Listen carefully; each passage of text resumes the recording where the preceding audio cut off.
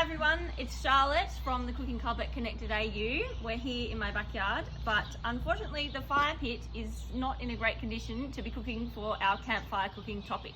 We've had a bit of rain here, but it's all going to work out well because we're going to go inside, like all of our lovely members in lockdown, and cook some jaffles on the fireplace inside. So come on in. So we're going to get some newspaper and just scrunch it into nice big balls. The thing with fire is it wants some oxygen, so don't make it too tight. You want it to be nice and large, and we're going to do maybe 3 in this small fireplace. Here I've got a couple of gum trees just outside my garden, so I just pick up the branches when they're dry, and this is perfect kindling fuel because the leaves obviously have eucalyptus oil in them, so they burn readily, but then the twigs that are attached to them and start to be your finest pieces of wood to burn. It's been a little bit tricky with the rain to get the medium-sized sticks like this that aren't wet. We'll give this a go.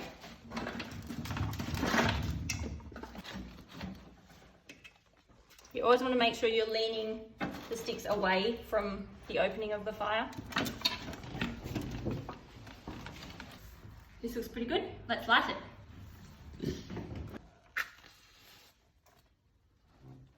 There we go. Normally from one side to the other. So we're just lighting the paper, and it's going to burn and start lighting the leaves.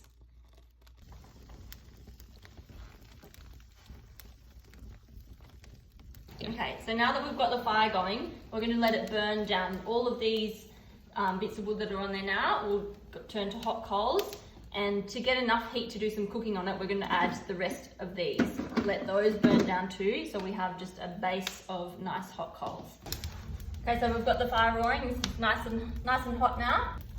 So here is a jaffle maker. Cast iron, perfect for campfires.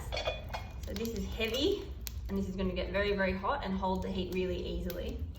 So I'm just going to put it on the fire. Got a little clip here. Nice long handles for us. Put it on the fire to start it. This is one of my favourite toasted sandwich combinations. We're going to just lightly butter the bread, and we want it to be, there we go. Got some suppressor salami, like it hot.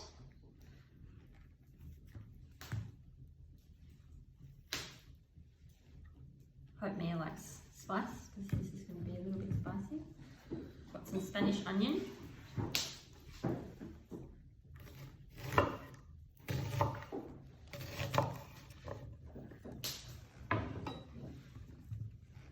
Just a little bit, nice and thin.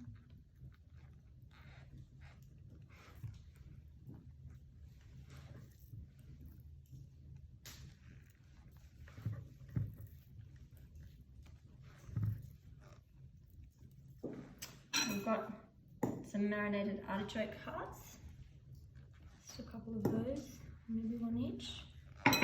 And just give them a quick chop too. Spread them out.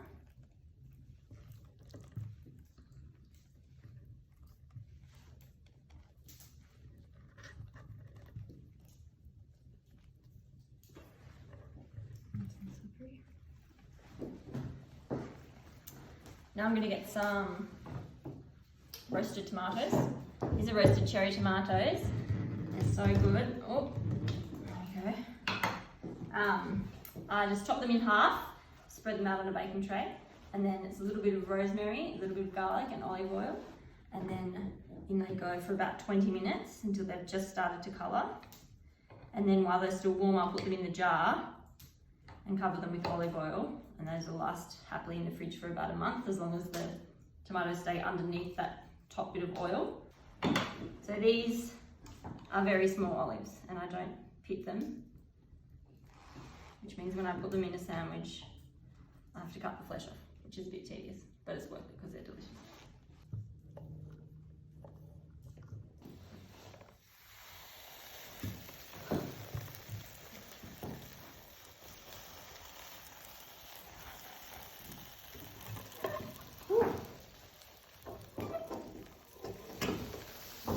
So the coals are completely died down. There's no sticks or flames, but it's really, really hot. Like, that's very hot on my hand. I can't do that for long.